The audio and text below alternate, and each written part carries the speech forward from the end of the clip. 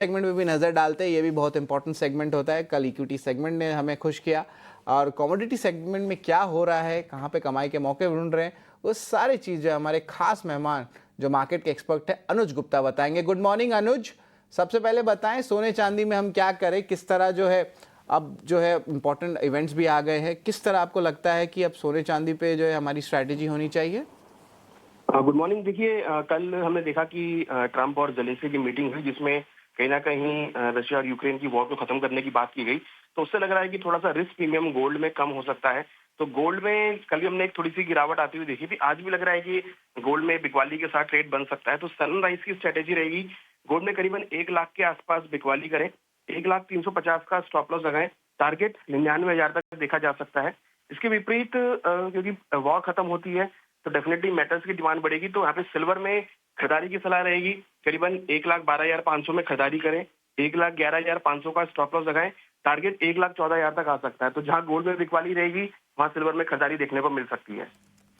जी बिल्कुल, वो जो कॉन्ट्रा ट्रेड है वही हम बात कर रहे थे। सिल्वर का इंडस्ट्रियल यूज़ भी होता है तो उस पर भी नज़र ज़रूर रखें। सोने पे जो है जिस तरह अनसर्टेनिटी ख़त्म हो रही है तो धीरे धीरे वो वाइंडिंग ट्रेड भी देखने मिल रहा है। बहुत बढ़िया अनुज जी ने बताया है। लेकिन क्रूड पर अभी क्या राय रहेगी? देखिए अभी भी एक रेंज बाउंड में क्रूड फंसा हुआ है और अब देखा जाए तो क्रूड पे सप्लाई बढ़ाने की बात और ओपेक की भी जो है ईयरली जो है आप कह सकते हैं अनाउंसमेंट्स आ रहे हैं, बट कुछ खास अपमूव नहीं देखने मिल रहा है। तो क्रूड पे क्या राय रहनी चाहिए? कंसोलिडेशन में ही रहेगा कि कुछ और भी है ट्रिगर्स जो आपको लगता है अपमूव या डाउन मूव आ सकता है?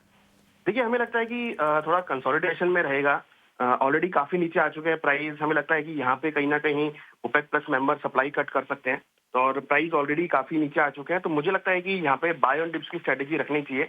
करीबन 5450 में खरीदारी करें, 5380 का स्टॉप लॉस लगाएं, 5550 तक के लेवल देखने को मिल सकते हैं। तो क्रूड अगर आप देखेंगे तो $62 के आसपास कंसोलिडेट कर रहा है। हमें लगता है कि यहाँ से एक शॉर्ट कवरिंग देखने को मिल सकती है। ये बिल्कुल क्रूड पे अभी भी जो है आप कह सकते हैं रेंज बाउंड मूवमेंट रहेगा। बेस मेटल्स यहाँ पे कहाँ पे मौके रहेंगे? देखिए डोमेस्टिकली जो है इंपोर्ट ड्यूटी जो है कल लगी थी, सारे मेटल स्पेस में बज़ हो रहा था, एसेट क्लासेस में भी जो है अच्छी मूव देखने मिल रही थी। और आपने अनुज जी बहुत इंपॉर्टेंट बात कही है कि अब ग्लोबल अनसर्टनिटी कम हो रही है और धीरे धीरे अगर चाइना का मैक्रो डेटा अच्छा आता है तो मेटल प्राइसेस जो है सस्टेन कर सकते हैं या अपमूव आ सकता है। तो ज़रा बताएं बेस मेटल्स में कहाँ पे कमाई के मौके बनते हैं? देखिए, बेस मेटल में क्योंकि वॉर अगर खत्म होती है तो इंडस्ट्रियल डिमांड बढ़ सकती है, इंडस्ट्रियल एक्टिविटी बढ़ सकती है। उससे कहीं ना कहीं बेस मेटल की डिमांड बढ़ेगी। तो हमें लगता है कि कॉपर के अंदर खरीदारी देखा जा सकता है, करीबन 880 में स्टॉप लॉस 875 का लगाएं, टारगेट 888 तक देखा जा सकता है। तो अगर कोई भी वॉर खत्म होती है, इंडस्ट्रियल एक्टिविटी स्टार्ट होती है तो इंडस्ट्रियल मेटल में बेस मेटल में डिमांड बढ़ सकती है। तो उसका असर हमें लगता है कि भावों पे आ सकता है। तो सभी इंडस्ट्रियल मेटल और बेस मेटल में लग रहा है कि शॉर्ट कवरिंग और एक डिमांड की बाइंग देखने को मिल सकती है।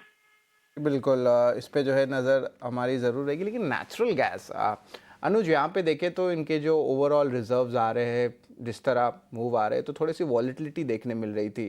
थोड़े दिन पहले मतलब अराउंड 2 से 3 हफ्ते पहले एक हरिकेन का भी इम्पैक्ट आया था। उसके बाद देख रहे हैं कि ग्लोबल नेचुरल गैसेस प्राइस और इंडियन नेचुरल गैसेस प्राइस में थोड़ी सी एक डाइवर्जेंस भी है।